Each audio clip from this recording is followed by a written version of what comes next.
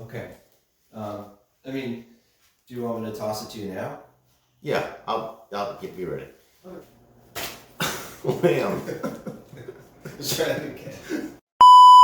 Let's do it live. Let's do it live. Should I say hey or hi? Hey. And take 2, take 5. Hey, I'm Chuck, and this is Chuck Wagon, and today we're going to sous vide lamb with the secret ingredient of anchovies. I think that was good. Yeah, I think that's the take.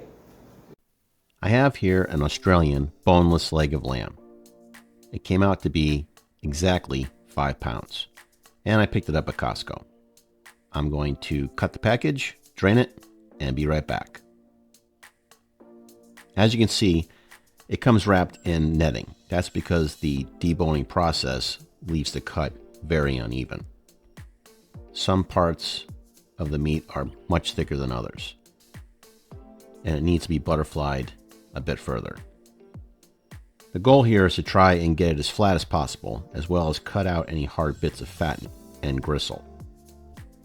Obviously, save those for your mutt.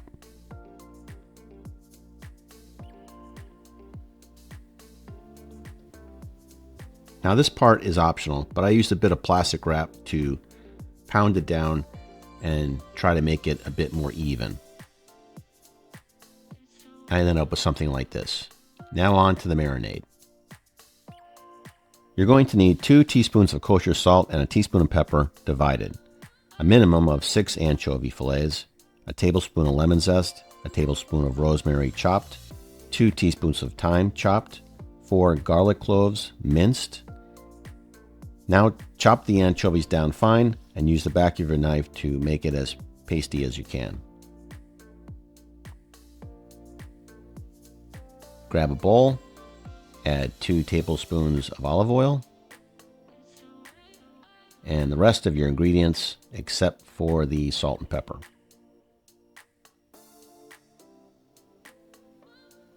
Mix that up real good and divide it into 2 parts.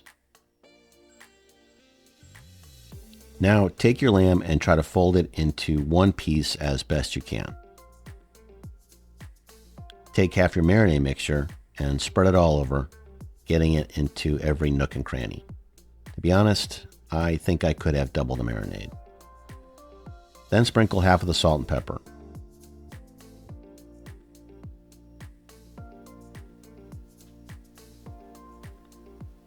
Roll your lamb up the best that you can. That looks pretty good. Then tie it with some string. Or maybe 5 strings. Don't forget to go across as well.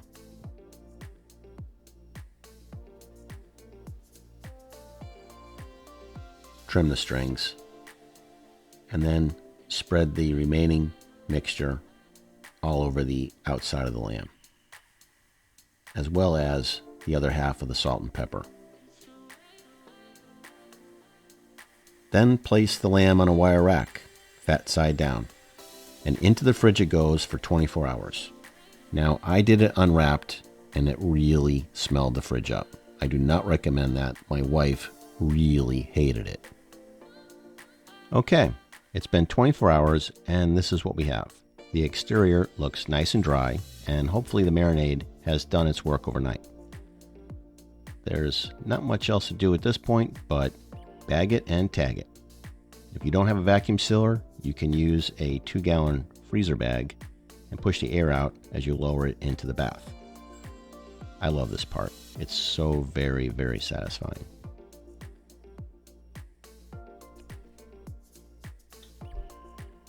Okay, the seal looks good, nice and tight.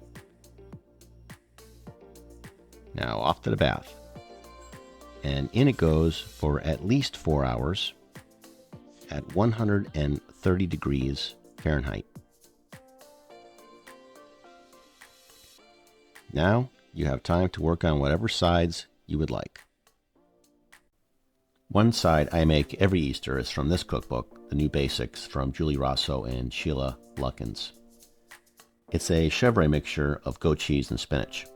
You're going to need 8 to 10 ounces of goat cheese, a few cloves of garlic, salt and pepper to taste, a little bit of olive oil, and a pound of spinach.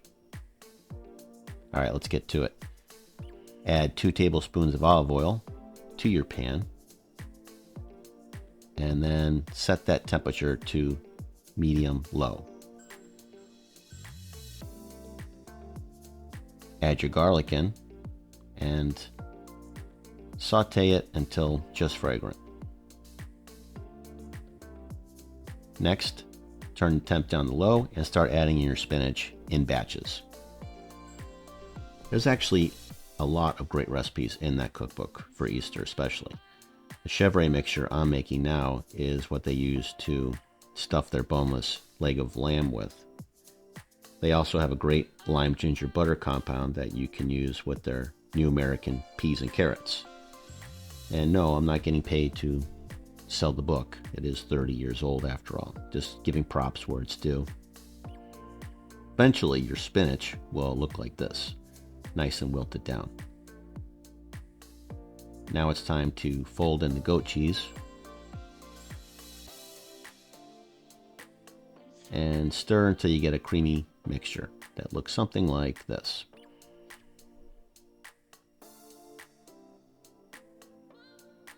Add your salt and pepper to taste,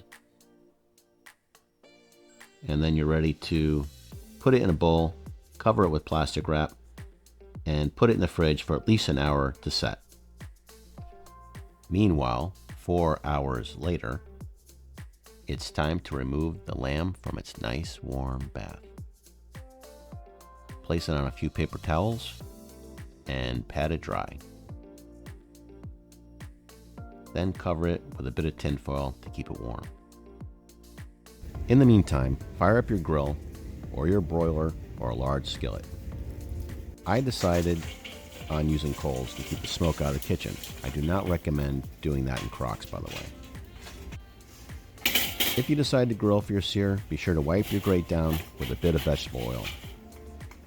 And when it's nice and hot, place your lamb on the grill, turning it every so often until you get the char you like. We like a lot of char, but this might be a bit much even for us. Take it off, like now, like right now. Actually, the sear came out really, really nice. I'm just going to cut whatever strings did not burn off in the blazing fire and get to carving. Now, after 4 hours, our lamb came out at around 125-ish, which is on the lower side of medium rare. I would recommend 6 hours if you want to get to 130 internal. But very pink, very juicy from end to end, and that's why sous vide is such a great option. All right, I'm excited to try this. Let's cut a little piece here.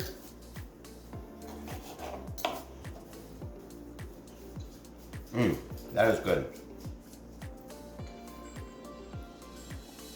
Don't taste anchovy at all. It does heighten the taste of the roast.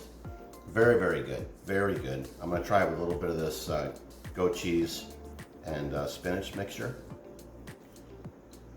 That's a great combination. You won't be disappointed if you do it this way. You'll love it.